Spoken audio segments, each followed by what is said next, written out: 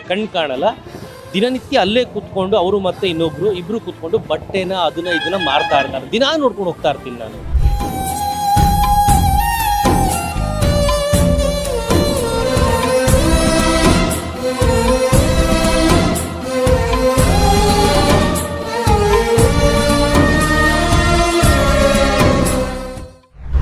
ಇವತ್ತು 100 ರೂಪಾಯಿ ಆಗೋದು ಹೆಚ್ಚು, ಅದೇ ನಾಳೆ 300 ರೂಪಾಯಿ ಆಗಿರುತ್ತೆ. ಅದೇ ಇವತ್ತಿನ ಕೂಡಿಸ್ಕೋಬೇಕು.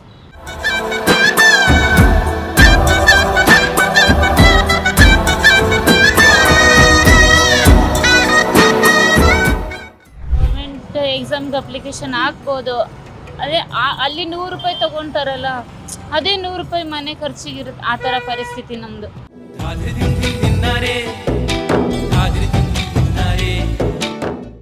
ಸರ್ ತಗೊಳ್ತಾರೆ, ಕೆಲಬ್ರು ಮೋಸ ಮಾಡ್ತಾರೆ. ಯಾವ ರೀತಿ ಅಂದರೆ ಸರ್, ಒಂದು ತಗೊಂಡಿರೋದ್ರಲ್ಲಿ 3 ತಗೊಂಡಿರ್ತಾರೆ. ಕೇಳೋದು ಒಂದಾಗಿದ್ರೆ ತಗೊಂಡಿರೋದು 3 ಆಗಿರುತ್ತೆ. ಆ ಥರ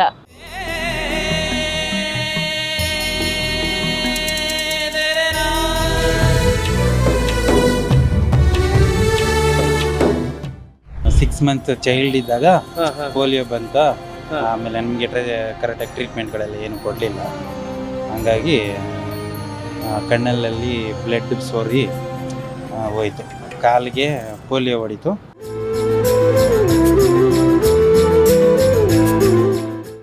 ನೋಡಿ, ವೋಟರ್ ಐ ಡಿ ಇದೆ, MP ಎಲೆಕ್ಷನ್ನು, ಮನೇಲಿ 2 ವೋಟ್ ಇದ್ದಾವೆ. ಬರೀ ವೋಟ್ ಹಾಕ್ಸ್ಕೊಂಡು ಗೆದ್ರೆ ಸಾಕಾಗಲ್ಲ. ಬಂದು ನೀವುಗಳು ಏನಾದರೂ ಅವ್ರಿಗೆ ರೇಷನ್ ಕಾರ್ಡ್ ಇಲ್ವಂತೆ, ವಾಲಂಟ್ರಿ ಆಗಿ 3 ಪಕ್ಷದವರು ಅಟ್ಲೀಸ್ಟ್ ಇವಾಗಾದರೂ ಬಂದು ಇಟ್ಮಡ್ಗು VB ಬೇಕರಿ ಎದುರುಗಡೆ ಕೂತಿರ್ತಾರೆ. ಅವ್ರಿಗೆ ಏನು ಸರ್ಕಾರದಿಂದ ಏನು ಸೌಲಭ್ಯತೆಗಳು ಸಿಗಬೇಕು ಅದನ್ನು ಮಾಡಿಸ್ಕೊಟ್ರೆ ನಿಜವಾಗ್ಲೂ ಅವ್ರದ್ದು ವೋಟ್ ಹಾಕಿರೋದಕ್ಕೂ ನೀವು ಹಾಕ್ಸ್ಕೊಂಡಿರೋದಕ್ಕೂ ಸಾರ್ಥಕ ಆಗುತ್ತೆ.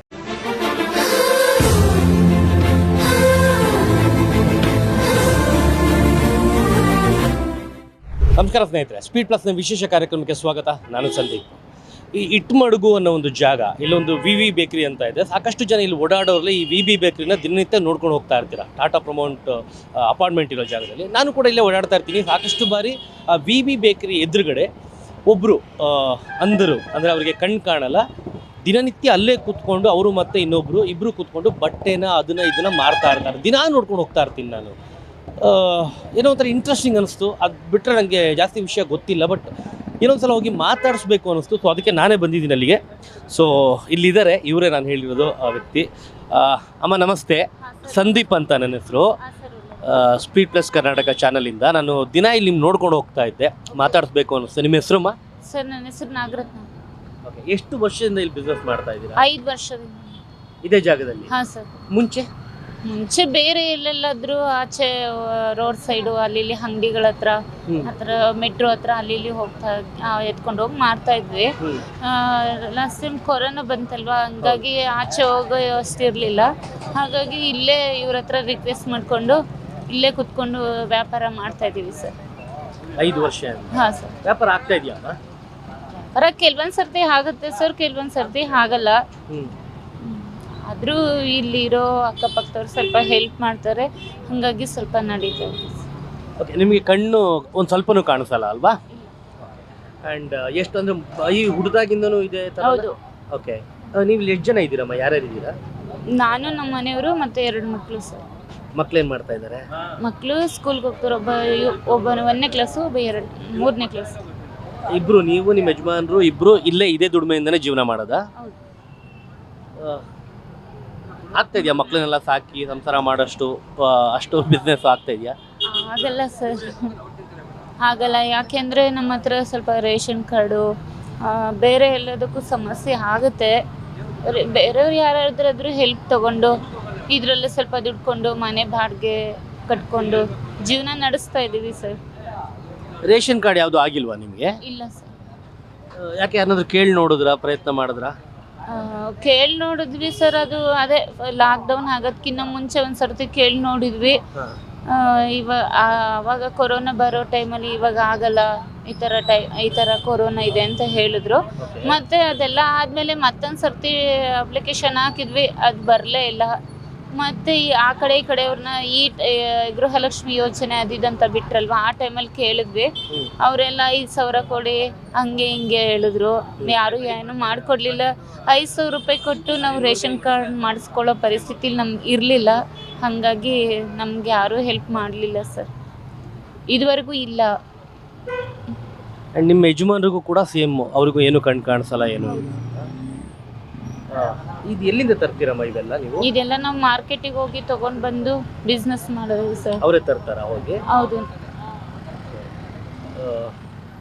ಇದೇ ಒಂದು ಆದಾಯ ನಿಮ್ಗೆ? ಇದು ಬಿಟ್ಟು ಬೇರೆ ಆದಾಯ ಯಾವುದು ಇಲ್ಲ ನಿಮ್ಗೆ? ಯಾವುದು ಇಲ್ಲ ಸರ್. ಮನೆಯಲ್ಲೇ ಇಲ್ಲಮ್ಮ ಇರೋದು?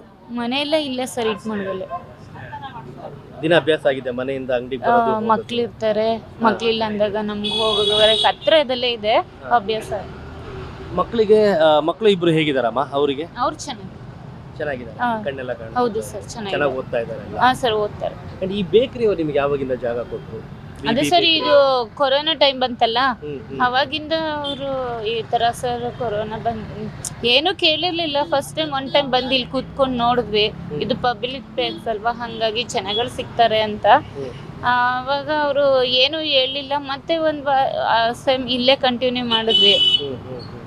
ಇಲ್ಲಿ ಹಾಕೊಂಡ್ರೆ ಸ್ವಲ್ಪ ಕಷ್ಟ ಅಂತ ಹೇಳಿದ್ರು. ಆಮೇಲೆ ಅವ್ರನ್ನ ರಿಕ್ವೆಸ್ಟ್ ಮಾಡ್ಕೊಂಡ್ವಿ, ಸರ್ ಈ ಥರ ಟೈಮಲ್ಲಿ ಎಲ್ಲೂ ಹೋಗೋಕ್ಕಾಗಲ್ಲ ಅಂತ. ಹಾಗಾಗಿ ನಮಗೆ ರಿಕ್ವೆಸ್ಟ್ ಮಾಡ್ಕೊಂಡಿದ್ದಕ್ಕೆ ಜಾಗ ಕೊಟ್ಟರು. ಅವರೆಲ್ಲ ಏನು ಹೇಳಿಲ್ಲ. ಜನಗಳು ಬಂದು ತಗೊಂತಾರ? ಹಾಂ ಸರ್, ತಗೊಳ್ತಾರೆ. ಕೆಲಬ್ರು ಮೋಸ ಮಾಡ್ತಾರೆ. ಯಾವ ರೀತಿ ಅಂದರೆ ಸರ್, ಒಂದು ತೊಗೊಂಡಿರೋದ್ರಲ್ಲಿ 3 ತೊಗೊಂಡಿರ್ತಾರೆ. ಕೇಳೋದು ಒಂದಾಗಿದ್ರೆ ತೊಗೊಂಡಿರೋದು 3 ಆಗಿರುತ್ತೆ. ಆ ಥರ ಒಂದು ಖರ್ಚಿಗೆ ತೊಗೊಂಡಿದ್ದೀನಿ ಅಂತ ಹೇಳ್ತಾರೆ, 3 ತೊಗೊಂಡಿರ್ತಾರೆ.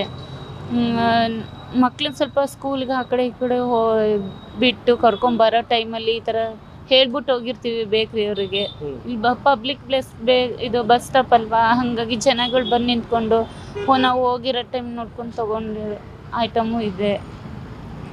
ಮತ್ತೆ ನೀವು ಇಲ್ಲಿ ಫೋನ್ ಪೇ ಇದೆಲ್ಲ ಇಟ್ಟಿದ್ದೀರಲ್ವಾ? ಹೌದು ಸರ್. ಅವ್ರು ಅದಕ್ಕೆಲ್ಲ ಹಾಕ್ತಾರೆ ದುಡ್ಡು, ಅದೆಲ್ಲ ಗೊತ್ತಾಗುತ್ತಾ ನಿಮಗೆ? ಹಾಂ, ಗೊತ್ತಾಗುತ್ತೆ. ಸ್ಪೀಕರ್ ಇದೆ, ಫೋನ್ ಇದೆ, ಎಲ್ಲ ಗೊತ್ತಾಗುತ್ತೆ. ಆ್ಯಂಡ್ ತಿಳ್ಕೊಂಬೇಡಿ, ನಾರ್ಮಲ್ ಆಗಿ ಓಕೆ, ನಿಮಗೆ ಇರೋ ಒಂದು ದೃಷ್ಟಿಹೀನತೆ ಏನಿದೆ, ಅದಕ್ಕೆ ಸರ್ಕಾರದಿಂದ ಏನಾದರೂ ಒಂದು ಸಹಾಯ ತಗೊಂಡು ಏನಾದರೂ ಬೇರೆ ಮಾಡ್ಬೋದಲ್ಲ? ಅದೇನಕ್ಕೆ ಇಲ್ಲೇ ಕುತ್ಕೊಂಡು ಈ ಥರ ಕಷ್ಟಪಟ್ಕೊಂಡು ಮಾಡಬಹುದು, ಬೇರೆ ಏನಾದರೂ ಪ್ರಯತ್ನ ಮಾಡಿದ್ದೀರಾ? ಬೇರೆ ಅಂದರೆ ಸರ್, ಅದೇ ಇದು ನಮಗೆ ವ್ಯಾಪಾರನೇ ಮಾಡಬೇಕು ಸರ್. ದುಡ್ದೇ ತಿನ್ನಬೇಕು ಅನ್ನೋ ಆಸೆ ನಮಗೆ. ಬೇರೆ ಕೈ ಕೆಳಗಡೆ ಹೋಗಿ ಮುಂಚೆನೂ ಇತ್ತು. ನಾವು ಕಂಪ್ನಿಗಳಿಗೆಲ್ಲ ಹೋಗ್ತಾ ಇದ್ವಿ, ಅದೆಲ್ಲ ಲಾಸ್ ಆಯ್ತು ಅಂದ್ಬಿಟ್ಟು ನಮಗೆ ಆ ಕಂಪ್ನಿಗಳೆಲ್ಲ ಮುಚ್ಚಿದ್ರು. ಮತ್ತೆ ಕೊರೋನಾ ಟೈಮಲ್ಲಿ ಹೋದ್ವಿ, ತಗೊಳ್ಳಿಲ್ಲ. ಆ ಕಡೆ ಎಲ್ಲ ಹೋದರೆ ಸರ್ ಬ್ಲೈಂಡ್ಸ್ ಹತ್ತು ಸ್ವಲ್ಪ ಕೇರ್ಲೆಸ್ ಜಾಸ್ತಿ. ಹಾಗಾಗಿ ನಮಗೆ ಬೇರೆಯವ್ರ ಕೈ ಕೆಳಗಡೆ ಕೆಲಸ ಮಾಡೋಕ್ಕೆ ನನಗಿಷ್ಟ ಇಲ್ಲ. ಇದಾದರೆ ನಮ್ಮ ಸ್ವಂತ ಬಂಡವಾಳ. ಆದರೂ 5 ರೂಪಾಯಿ, ಆಗಿಲ್ಲ ಅಂದರೂ 5 ರೂಪಾಯಿ ನಮ್ಮದೇ ಇರುತ್ತೆ. ಏನೋ ನಮ್ಮ ಜೀವನ ಈ ಥರದ್ರಲ್ಲೇ ಖುಷಿಯಾಗಿರುತ್ತೆ. ಸರ್ಕಾರದಿಂದ ಕೇಳಿದ್ವಿ ಅಂಗಡಿಗಳನ್ನ, ಅವರು ಯಾವುದೇ ಥರದ್ದು ಯಾರೂ ರೆಸ್ಪಾನ್ಸ್ ಮಾಡಿಲ್ಲ ಸರ್ ಇದುವರೆಗೂ. ಯಾವ ಕೆಲಸ ಮಾಡ್ತಿದ್ರಿ ಮುಂಚೆ ಕಂಪನಿಗಳಲ್ಲಿ? ಮುಂಚೆ ಗಾರ್ಮೆಂಟ್ಸಲ್ಲಿ ಹೋಗ್ತಿದ್ವಿ, ಮತ್ತು ಕಾಲ್ ಸೆಂಟರ್ಗಳಲ್ಲಿ ಹೋಗ್ತಾ ಇದ್ವಿ. ಗಾರ್ಮೆಂಟ್ಸಲ್ಲಿ ಏನು ಮಾಡ್ತಾ ಇದ್ರಿ? ಅಂದರೆ ಇದು ಪ್ಯಾಕಿಂಗ್ ಸೆಕ್ಷನಲ್ಲಿ ಪ್ಯಾಕ್ ಮಾಡೋದು, ಮತ್ತು ಕಾಲ್ ಸೆಂಟ್ರಲ್ಲಿ ವೋಡಾಫೋನಲ್ಲಿ ವರ್ಕ್ ಮಾಡ್ತಾ ಇದ್ವಿ. ಓಕೆ, ಕಸ್ಟಮರ್ ಕೇರಲ್ಲಿ ವರ್ಕ್ ಮಾಡ್ತಾ ಇದ್ವಿ. ಏನೇ ಆಗಲಿ ಸರ್, ನಾವು ದುಡ್ಡು ತಿನ್ನೋದ್ರಲ್ಲಿ ಒಂಥರ ತೃಪ್ತಿ ಇರುತ್ತೆ. ಬೇರೆಯವ್ರ ಕೈ ಕೆಳಗಡೆ ಹೋಗೋದ್ರಲ್ಲಿ ಒಂಥರ ಕಷ್ಟ ಇರುತ್ತೆ ಅಷ್ಟೇ ಸರ್. ಖಂಡಿತ ಈ ಆಲೋಚನೆ ಪ್ರತಿಯೊಬ್ಬರಿಗೂ ಬಂದರೂ ತುಂಬ ಒಳ್ಳೆಯದು. ತುಂಬ ಖುಷಿ ಆಯ್ತು ನಿಮ್ಮನ್ನ ಮಾತಾಡಿದ. ತುಂಬ ಥ್ಯಾಂಕ್ ಯು ಸರ್.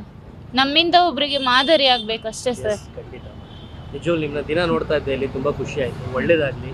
ಆದರೆ ಸರ್, ದಿನ ನೋಡೋದಕ್ಕಿಂತ ನನ್ನನ್ನು ಬಂದು ಈ ಥರ ಲೈವ್ ಡೆಮೋ ತೊಗೊಂಡ್ರಲ್ಲ, ಅದು ನಂಗೆ ಜಾಸ್ತಿ ಇಷ್ಟ ಆಯಿತು ಸರ್. ನಮ್ಮಿಂದ ಒಬ್ರಿಗೆ ಮಾದರಿ ಆಗುತ್ತಲ್ವಾ.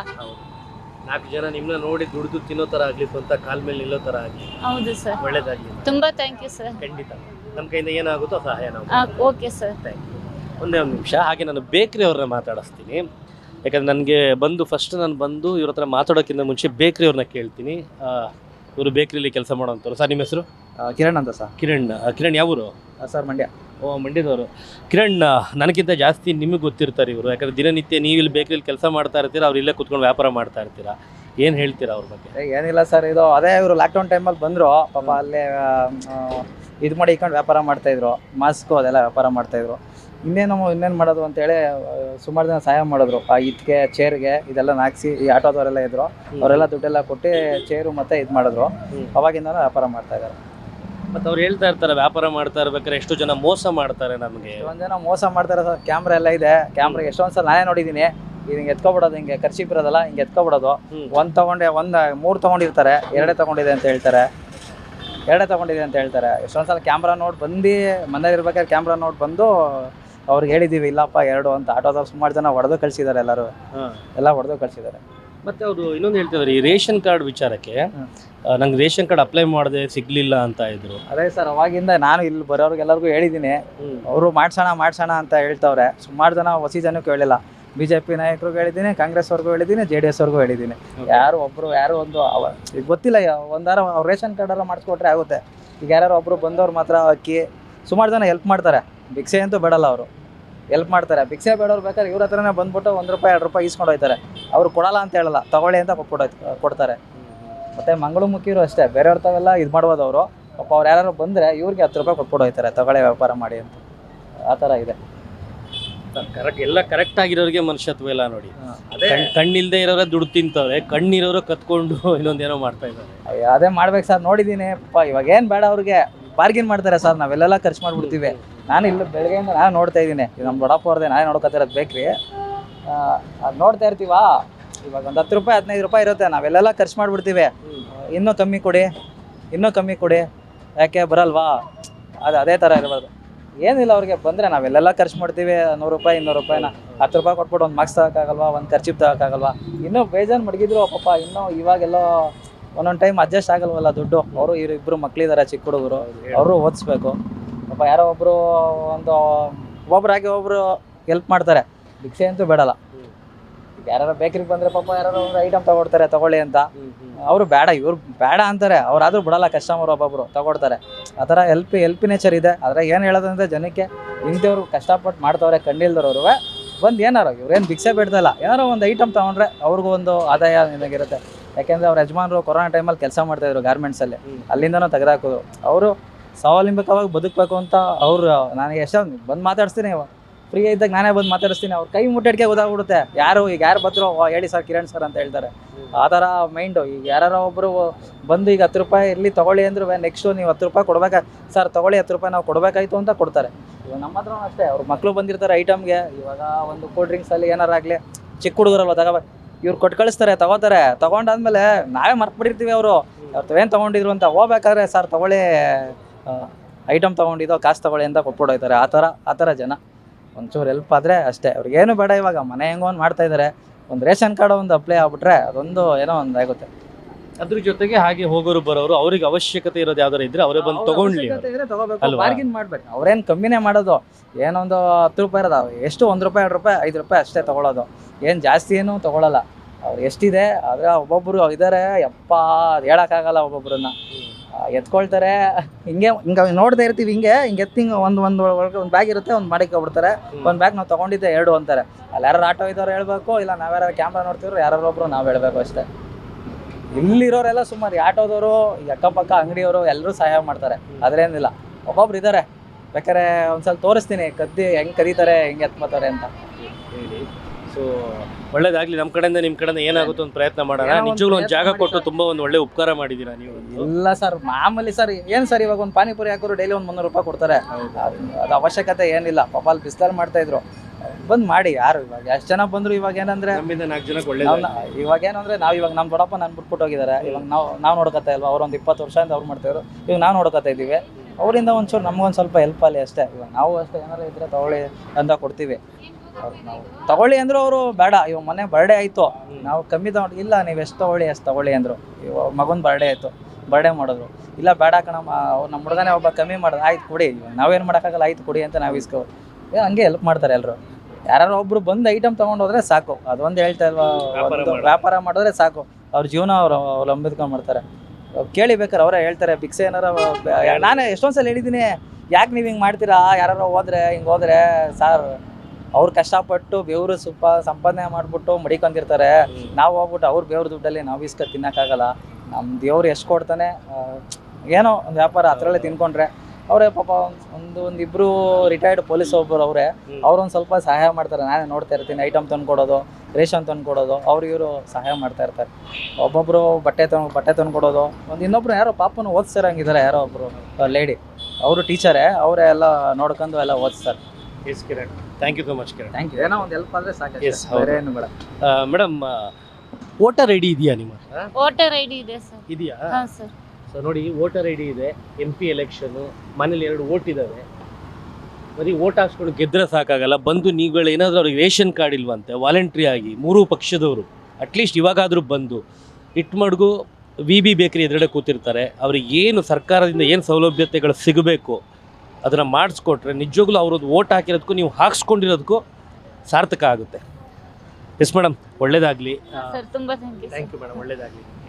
ಯಶವಂತ ಎನ್ ನಾಗರತ್ನ ಅವ್ರನ್ನ ಮಾತಾಡಿದ್ರೆ ಈಗ ಅವರ ಹಸ್ಬೆಂಡ್ ಇದ್ದಾರೆ. ಸರ್ ನಮಸ್ತೆ, ನಿಮ್ಮ ಹೆಸರು? ಮುನಿಯಪ್ಪ ಅಂತ. ಮುನಿಯಪ್ಪ. ನಿಮ್ಮ ವೈಫ್ ಹತ್ರ ಮಾತಾಡ್ತಿದ್ದೆ ನಾನು ಅವಾಗ, ಎಷ್ಟು ವರ್ಷದಿಂದ ಕೆಲಸ ಮಾಡ್ತಾ ಇದ್ದಾರೆ ಏನು ಅಂತ. ನಿಮಗೂ ಬೈ ಬರ್ತಿಂದನೇ ದೃಷ್ಟಿ ಈ ಥರ ಆಗಿರೋದು ಹೇಗೆ ಸರ್? ಅಲ್ಲ, ನಾನು ಬೈ ಬರ್ತಲ್ಲ. ನಾನು 6 ಮಂತ್ ಚೈಲ್ಡ್ ಇದ್ದಾಗ ಪೋಲಿಯೋ ಬಂತ. ಆಮೇಲೆ ನಮಗೆ ಕರೆಕ್ಟಾಗಿ ಟ್ರೀಟ್ಮೆಂಟ್ಗಳೆಲ್ಲ ಏನು ಕೊಡಲಿಲ್ಲ. ಹಂಗಾಗಿ ಕಣ್ಣಲ್ಲಿ ಬ್ಲಡ್ ಸೋರಿ ಹೋಯಿತು, ಕಾಲಿಗೆ ಪೋಲಿಯೋ ಹೊಡಿತು, ಕೈಗೆ ಇದು ಗಾಯ ಆಗಿತ್ತು. ಮತ್ತು ಮಲಗಿ ಜಾಗದಲ್ಲಿ ಹಾಕಿರೋರಲ್ಲ, ಗೆದ್ಲಿಡ್ದು ಕೈಯಲ್ಲಿ ನೋಡಿ ಇಲ್ಲಿ ಬೋನ್ ಇಲ್ಲ, ಇಷ್ಟಕ್ಕೆ ಬೋನ್ ಇಲ್ಲ, ಇಲ್ಲಿಂದ ಬೋನ್ ಇದೆ, ಇಲ್ಲಿಗೆ ಬೋನ್ ಕಟ್ಟಾಗಿದೆ, ಅದು ತಿನ್ಕೊಬಿಟ್ಟಿದೆ, ಹುಳ ಅವು ಥರ ತಿನ್ಬಿಟ್ಟಿದೆ. ಕಣ್ಣು ಏನು ಒಂಚೂರು ಕಾಣಿಸಲ್ಲ ದೃಷ್ಟಿ ನಿಮಗೆ? ದೃಷ್ಟಿ ಏನಾದ್ರು ಸ್ವಲ್ಪ ಆದ್ರೂ ಕಾಣಿಸುತ್ತಾ? ಏನಿಲ್ಲ, ಎಲ್ಲ ಒಳಗಡೆ ಫುಲ್ಲು ಬರ್ನ್ ಆಗಿ ಹೋಗಿದೆ, ಅಂದರೆ ನರಗಳೆಲ್ಲ ಸತ್ತೋಗಿದೆ. ಆಮೇಲೆ ಗುಡ್ಡೆ ಇರುತ್ತಲ್ಲ ಕಣ್ಣಲ್ಲಿ, ಅದೆಲ್ಲ ಕರ್ಗೋಗಿದೆ. ಹೇಳಕ್ಕೆ ನೋಡೋಕ್ಕೆ ಒಂಚೂರು ಎಡಗಡೆ ಕಣ್ಣು ಇದಾಗುತ್ತಾ ಅಂತ ಹೇಳ್ಬೋದು ಬೇರೆಯವರು, ಅಂದರೆ ಕೆಲವರು ಕೇಳ್ತಾರೆ, ಅದರಲ್ಲಿ ಏನೂ ಇಲ್ಲ ಪವರ್. ಅಂಗಡಿ ಈ ಥರ ಇಟ್ಕೊಂಡು ವ್ಯಾಪಾರ ಮಾಡ್ಕೊಂಡು ಇದು ಮಾಡ್ತಾ ಇದ್ದೀರಾ? ಹಾಂ. ಹೇಗೆ, ಈಸಿಯಾಗಿದೆಯಾ ಅಥವಾ ಸಾಕಾಗ್ತಾ ಇದೆಯಾ ಒಂಥರ ಮಾಡೋಕ್ಕೆ? ಏನು ಸಾಕಾಗಲ್ಲ, ಅಂದರೆ ಅವತ್ತಿಗೆ ಏನು ಬೇಕೋ ಅದು ಸಿಗುತ್ತೆ ಅಷ್ಟೇ. ಬಟ್ ನಮಗೆ ಒಂದು ಸ್ವಲ್ಪ ಪೆನ್ಷನ್ ಬರೋದ್ರಿಂದ 1400 ಇಬ್ಬರಿಗೆ, ಅದರಿಂದ ಒಂದು ಸ್ವಲ್ಪ ಮಕ್ಳ ಹೆಸರಿಗೆ ಸೇವ್ ಆಗುತ್ತೆ. ಮತ್ತು ನಮಗೂ ಒಂಚೂರು ಸಣ್ಣ ಪುಟ್ಟದಕ್ಕೆ ಹೆಲ್ಪ್ ಆಗುತ್ತೆ ಅಷ್ಟೇ.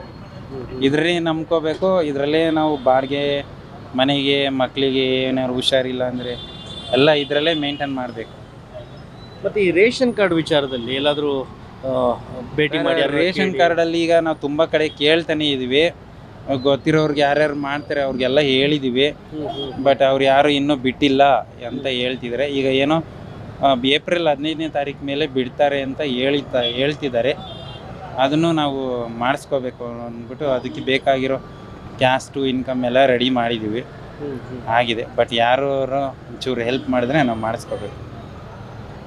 ಇಲ್ಲ ಸರ್, ಆಗಲಿ, ಅದು ನಮ್ಮ ಕಡೆಯಿಂದ ಒಂದು ಪ್ರಯತ್ನ ಮಾಡ್ತೀವಿ. ಇವ್ರ ಮಕ್ಕಳಲ್ವಾ? ಹಾಂ, ಇವ್ರ ಮಕ್ಕಳು ನೋಡಿ, ಇವರ 2 ಮಕ್ಕಳು, ಇದೇ ಇವರ ಸಂಸಾರ. ಮಗಳು ಏನೋ ನಿನ್ನ ಹೆಸರು? ನಿಹಾಲ್. ಎಷ್ಟೇ ಕ್ಲಾಸ್ ಓದ್ತಿದ್ಯಾ? 1ನೇ ಕ್ಲಾಸಾ? ಮುಗಿತಾ ಎಕ್ಸಾಮ್ ಎಲ್ಲ? ಈಗ UKG ಮುಗ್ದಿದೆ. ಮುಂದೆ ಈಗ 1ನೇ ಕ್ಲಾಸ್ಗೆ ಹೋಗ್ತೀನಿ. ಓಕೆ, ಮುಂದೆ 1ನೇ ಕ್ಲಾಸು. ನಿನ್ನ ಹೆಸರು ಪುಟಿ? ಜಲಶ್ರೀ. ಜಲಶ್ರೀ. ಎಷ್ಟು ಚೆನ್ನಾಗಿದೆ. ಎಷ್ಟೇ ಕ್ಲಾಸು? ಸೆಕೆಂಡ್. ಇವಾಗ ಎಕ್ಸಾಮ್ ಬರ್ತಿದ್ದೀನಿ. ಎಕ್ಸಾಮ್ ಮುಗೀತಾ? ಈಗ ನೆಕ್ಸ್ಟ್ 3ಕ್ಕೆ ಹೋಗ್ಬೇಕಾ? ಚೆನ್ನಾಗಿ ಓದ್ಬಿಟ್ಟು ಅಪ್ಪ ಅಮ್ಮಂಗೆ ಒಳ್ಳೆ ಹೆಸರು ತಂದು ಅಪ್ಪ ಅಮ್ಮನ ಚೆನ್ನಾಗಿ ನೋಡ್ಕೊಬೇಕು ಇಬ್ರು. ಓಕೆನಾ ಪುಟ? ಸರ್, ಒಳ್ಳೇದಾಗಲಿ. ನಮ್ಮ ಕಡೆಯಿಂದ ಸಾಧ್ಯವಾದಷ್ಟು ಪ್ರಯತ್ನ ಮಾಡ್ತೀವಿ. ಏನಾಗ್ಬೋದು, ನಮ್ಮ ರೇಷನ್ ಕಾರ್ಡ್ ಆಗಲಿ. ಸಂದೀಪ್ ಅಂತ ನನ್ನ YouTube news channel speed news ಅಂತ, ಸ್ಪೀಡ್ ನ್ಯೂಸ್ ಮತ್ತು ಸ್ಪೀಡ್ ಪ್ಲಸ್ ಕರ್ನಾಟಕ. ನೋಡಿ, ವಿಷಯಗಳು ಹುಡುಕ್ತಾ ಹೋದ್ರೆ ನಮ್ಮ ಸುತ್ತಮುತ್ತಲು ಎಷ್ಟಿರುತ್ತೆ ಅಂತಂದರೆ ಅದು ಕಣ್ಣಿಗೆ ಕಾಣಿಸಲ್ಲ ನಮಗೆ. ನಾವು ಯಾವತ್ತೂ ಅದನ್ನು ಇಂಟ್ರೆಸ್ಟಿಂದ ಆಸಕ್ತಿಯಿಂದ ನೋಡ್ತೀವಲ್ವ, ಅವಾಗ ಮಾತ್ರ ಅಲ್ಲಿ ಒಂದು ಮಾನವೀಯತೆ, ಇನ್ನೊಂದು ಮಾನವೀಯತೆಯ ಮೌಲ್ಯಗಳು ಎಲ್ಲ ಕಾಣಿಸುತ್ತೆ. ಕಣ್ಣಿಲ್ಲದೆ ಇರೋರು ದುಡಿದು ತಿಂತಾ ಇದ್ದಾರೆ, ಕಣ್ಣಿರೋರು ಅದೆಷ್ಟೋ ಜನ ಇಲ್ಲೇ ಬಂದು ಇವ್ರ ಹತ್ರನೇ ಕಳ್ತನ ಮಾಡ್ತಾರಂತೆ. 3 ತೊಗೊಂಬಿಟ್ಟು 1 ತೊಗೊಂಡಿದ್ದೀನಿ ಅಂತಾರಂತೆ. ಗೊತ್ತಿಲ್ಲ, ಯಾಕಂದರೆ ಇವಾಗ ಇಷ್ಟೋ ತನಕ ಮಾತಾಡಿದಾಗ ಅವ್ರು ಹೇಳ್ತಾ ಇದ್ರು ಎಷ್ಟೋ ಜನ ಮೋಸ ಮಾಡ್ತಾರೆ, ಇದು ಮಾಡ್ತಾರೆ. ಆ್ಯಂಡ್ ಎಷ್ಟೋ ಜನ ಆಟೋದವ್ರು ಹೆಲ್ಪ್ ಮಾಡಿದ್ದಾರೆ, ರಿಟೈರ್ಡ್ ಪೊಲೀಸರುಗಳು ಹೆಲ್ಪ್ ಮಾಡಿದ್ದಾರೆ, ಯಾರೋ ಒಬ್ಬರು ಟೀಚರ್ ಹೆಲ್ಪ್ ಮಾಡ್ತಾ ಇದ್ದಾರೆ.